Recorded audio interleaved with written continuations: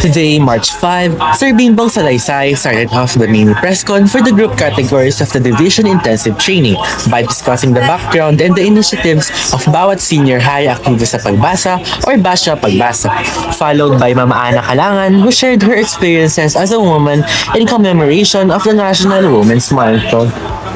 Jesus College, ang nakakuha rin tayo ng iba't ibang reference book sa kanila. That's why in my term as a 3 taon na as reading coordinator ng 1R big gap, no? Kung saan nakakatanggap sila ng mas mababang sahod kahit na kapantay pa rin sila ng rate ng trabaho. Oh. So, this data proves that may progress pa rin.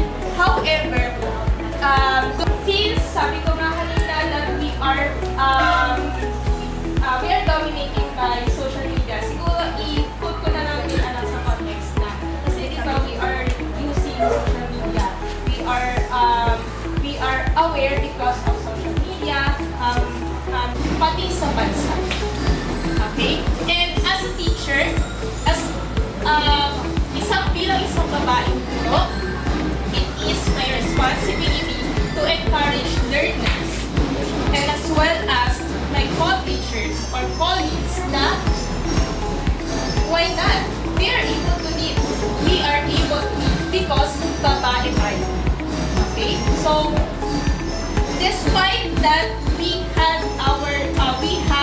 still have our leaders na babae, despite that sa panahon natin ngayon nabibigyan ng equal rights sa mga